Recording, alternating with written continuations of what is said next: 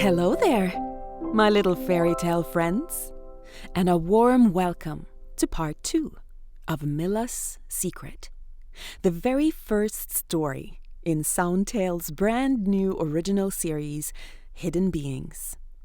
Last time, we met Livia and Viola and a strange young woman in the forest, a woman who shimmered faintly, who whispered with the wind, who seemed to be something more than human. And then it happened. The one thing that wasn't supposed to happen. Livia saw what she wasn't meant to see, and the whisper that had always been there became truth. Mylla is a skogsrå. What happens now? Is it too late to turn back? Can someone who has almost disappeared ever return? Well, you're about to find out. So lean back, take a deep breath, and listen closely, because the forest still remembers. This is part 2 of Mylla's Secret. Chapter 6. The Ritual. Livia walked back through the forest, tears streaming down her cheeks. Branches tore at her clothes, but she barely noticed. All she could see was Mylla's face in that final moment the mist took her. When she reached the red house, Grandma Viola was standing on the porch with a blanket around her shoulders. When she saw Livia, soaked, muddy, crying, she rushed down the steps to meet her. "Oh, Livia, sweetheart, what happened?" Livia couldn't speak. She just cried. Viola wrapped her in her arms, guided her inside, sat her by the fire, and wrapped her in a warm blanket and poured her a cup of hot chocolate. It wasn't until the warmth returned to her body that Livia could finally speak. "Grandma, she's gone. She's gone." "Who, darling? Who is gone, my sweet child?" "Mylla! Mylla!" Viola froze. The teapot she had in her hand trembled, and a few drops spilled on the table. What did you just say?" "Mylla! Her name is Mylla. She was my skogsrå. She was my skogsrå, and now she's gone. And I saw her back. I saw her back, and then she turned into mist, and she disappeared, and now I can't see her anymore."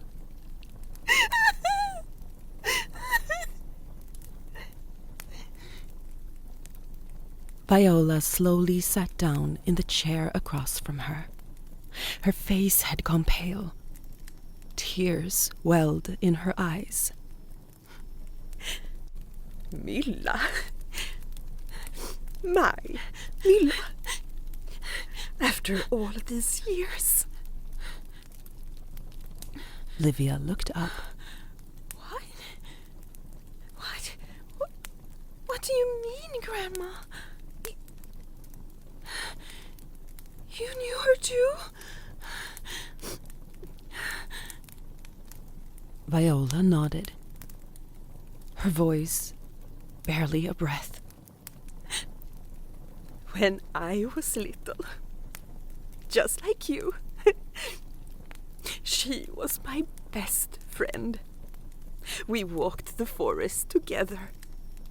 She taught me to see the mother, to hear her, to listen, to give. But then I made the same mistake you did. I saw her for what she truly was. and she vanished. Became mist in front of my very eyes. Mylla, I haven't seen her in 50 years. She took Livia's hands. But if she appeared to you, Livia, then she's still here. She's been waiting. All this time she's been waiting. But how do we bring her back? She said something before she disappeared, but I can't remember. I can't remember what she said, Grandma. I can't remember. Shh, my darling child. Panic won't help you, Livia. Darling, slow down. Breathe. Okay. Good, breathe. Slow down. Feel her. Livia closed her eyes, steadying her breath. She heard Mylla's voice in her memory, clear at first, then a whisper. She always answers those who speak, not just with words, but with action.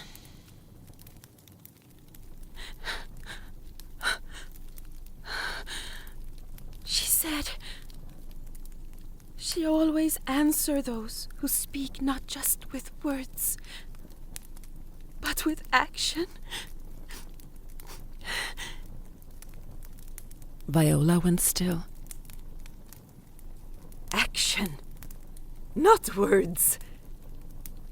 Action, She whispered, then suddenly stood up. wait here. She rushed upstairs to the attic.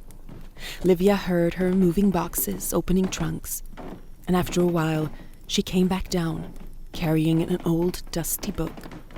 The pages were yellowed and fragile. When I lost her, I tried everything. I read all I could find about the Skogsrå, about folklore, and about how magic works. Viola said, flipping through the book. The pages were filled with handwritten notes, sketches, clippings. But I never found anything clear. Only fragments, clues. She turned the pages feverishly. Oh, where is it now? Oh, it's somewhere here. Oh, here, listen to this. The magic breaks through knowing, but may be restored through doing. When those who have lost return to the mother. Return through action. That's what Mylla said. It's right here. When those who have lost give back to the mother what she gave. Care through deed, not promise. Then the mist may take form again. Livia leaned in. But how do we know what to do? I mean, what action? Viola took her hands again. Mylla taught you to help, to give, to see the mother in everything. She taught me the same thing long ago. If we go into the forest and ask the mother to show us what needs us, maybe she will guide us. Together. Together. They stepped outside at dusk. The air was cold and damp. The forest lay still before them, wrapped in mist. Viola stopped at the first pine near the forest edge, placed her hand on its bark. Livia did the same. Mother, we ask you, show us where we are needed.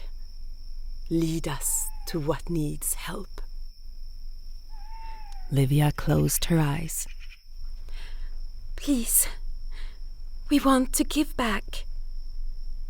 Show us the way. They stood in silence, listening. The wind came, soft, warm despite the chill. It swept past them, into the trees, to the west. There! Do you feel it, Grandma?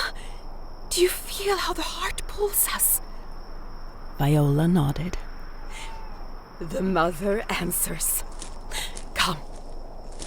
They followed the wind, deeper into the forest, beyond the path. The trees grew thicker here, cloaked in moss, ancient. And then Livia heard something. A caw, faint, frightened. There! She whispered, pointing. In a small clearing, at the base of an old pine, lay a bird. A raven. Young, its wing twisted, trapped in a net left behind, perhaps by a hunter.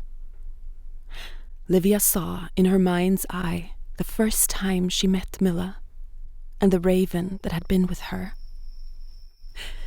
The mother called us here, Viola said quietly. They approached together, kneeling down. Livia remembered everything Mylla had taught her. She breathed deeply, felt the calm settle in her bones. She touched the raven gently, soothing it with a soft voice, while Viola carefully cut the net with a small knife from her pocket. Together, they freed the bird, thread by thread, gently, tenderly. Once the raven was free, Viola reached out and touched its wing. It hung at a strange angle. Can you do what Mylla showed you? Livia nodded. She placed her hands over Viola's. Together, they held the raven. And then, they prayed, not just with words, but with their hearts, with faith, with every fiber of their beings. Mother, help us help. And then they felt it. Beneath their hands a pulse of warmth, green and golden. The same light Mylla always carried. It's working. The light spread from their hands into the raven, into the tree behind them. The pulse moved through the bark, into the roots, into the branches. The raven cawed, not in pain, but in something like gratitude and joy. Its wings straightened. It hopped out of their hands and flew off into the trees, whole again. They watched it go. Then they looked at each other. We did it! Together. And that's when they saw it. The tree they sat beside. It was still glowing. The light pulsed in the trunk, faint but steady. Without a word, they placed their hands on the bark, felt the rhythm, the calm, the breath, the magic. They looked at each other and they understood. And then, together, they said, Mylla. The light in the tree grew stronger. It spread from tree to tree, a wave of green and golden warmth through the entire forest. Grandma, look! Oh! There, at their feet, something began to grow. The white flowers. A single bud at first, small and white, like a pearl in the evening light. Then another, and another. All around them the flowers bloomed, slowly, so slowly but steady. White petals unfurled, glowing faintly. Livia and Viola held on to each other. Tears streamed down their cheeks, and then a familiar voice, soft as wind in the leaves. You called? They turned, and there, at the edge of the clearing, stood Mylla. She was almost transparent at first, like mist, but then slowly she became more solid, more real. Her hair floated in a wind that wasn't there. Her eyes were glowing. Mylla! Viola couldn't speak. She only stared, tears falling freely. Mylla took a step closer. You called. The mother heard. She carried your voices through the roots, through the trees, through everything that lives. And with that action, I couldn't stay away. You're back! You're back! Mylla! Mylla caught her in her arms. They were solid now, and warm. You acted, not just with words. You gave back what the mother gave you, and that was stronger than the magic that was broken, she said, looking over Livia's shoulder at Viola. Viola, my Vi. Viola took one step, then another. Then she stumbled and fell into Mylla's arms for the first time in 50 years. Oh, Mylla, I'm sorry. I am sorry that I saw. Viola wept. Mylla held her tight. Shh. There is nothing to forgive, my dear Vi. You were a child, curious, human. And now we're here again. Together. Together. They stood there, the three of them, in the clearing, surrounded by white flowers, surrounded by magic. But you're different. I can almost see through you. Mylla nodded. I am a little weaker now than before. The magic that was broken doesn't heal completely. But I am here. As long as you believe, as long as you give, as long as you come to the forest and see the mother, I exist. Forever? Mylla smiled. As long as you come, as long as you call, as long as you remember. Yes. And that's enough. That's more than enough, Livia said, taking Mylla's hand. They walked home together as the sun set. Mylla followed them to the forest edge, to where the trees ended, and the red house began. I can't go further.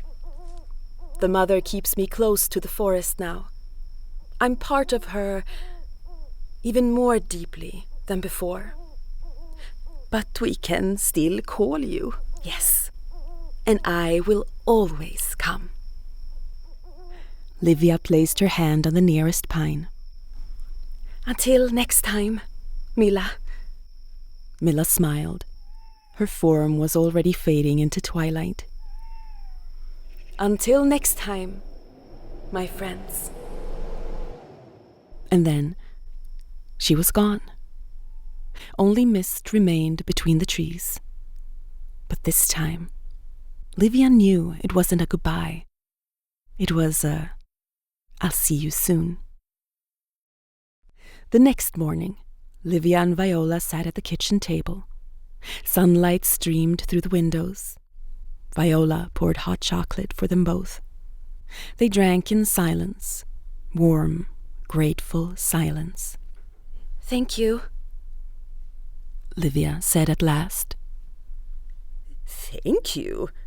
For what, my dear? for believing me, and for knowing what we needed to do. Viola took her hand. Oh, my dear child, thank you for giving me back my friend after so many years. They both heard it. A car turning into the drive. It's Mom and Dad. Viola nodded and squeezed her hand tighter. Yes, autumn break is over, but you'll come back soon, won't you? Always. She got up and packed her bag. Clothes stained with forest mud and stream water. Shoes that had gone deep into the woods. The beautiful feather she found the first day. A raven feather. She took it and placed it gently in her bag. When it was time to leave, Livia hugged her grandmother tight. I'll miss you, Grandma. And Mylla. And Mylla. But before Livia got in the car, she turned to the forest, walked up to the first pine at the forest edge, placed her hand on its bark. Thank you, Mylla, for everything. I will be back. The wind answered, soft and warm, like an embrace. And in the breeze, so faint she almost didn't hear it, there was a voice. I'll be waiting.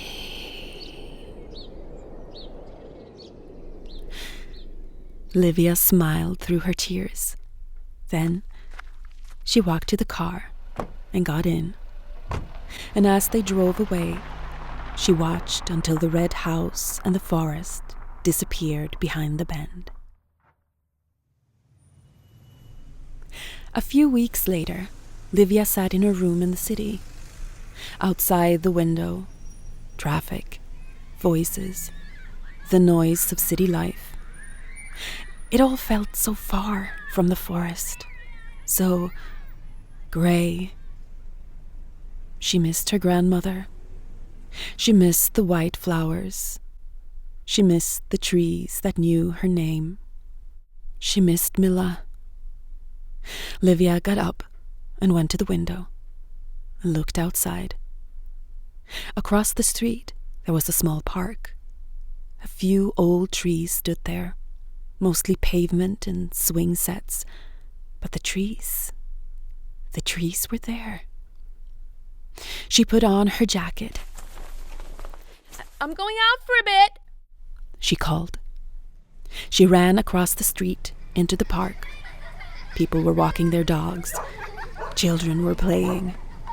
But Livia only saw the trees. She walked to the largest one, an old oak with wide branches reaching toward the sky. She placed her hand on the bark, felt the roughness of it, just like the pines back at Grandma's. She closed her eyes, breathed, felt the stillness inside, felt her trust in the magic, and whispered,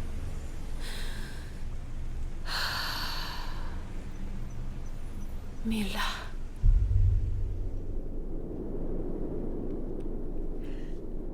You called?